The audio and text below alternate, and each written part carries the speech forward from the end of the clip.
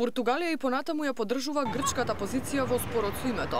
Покрај куртуазните пораки дека Лисабон цврсто се залага за македонските евроинтеграции, колегата на Наумовски не даде прецизен одговор дали има промена во нивниот прогрчки став и како ќе се изјасни Португалија на Советот на ЕУ во декември, кога Македонија очекува датум за преговори.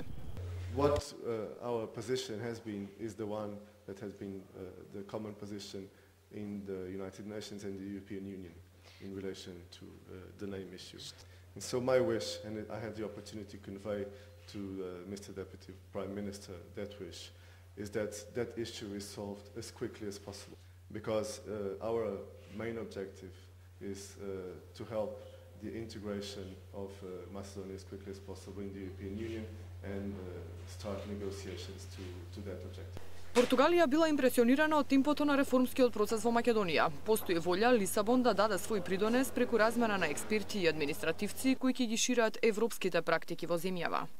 И во таа насока нивното искуство за нас ќе биде повеќе од драгоцено. Меѓу двете држави не постои ниту едно отворено прашање, напротив постои една желба за интензивирање на нашите меѓусебни односи и проширување на соработката во повеќе полиња. Акцент во разговорите бил ставен и на економската соработка. Во октомври Португалија отвора стопанска комора во Скопје, дел од португалските компании веќе пројавиле интерес за инвестирање во Македонија.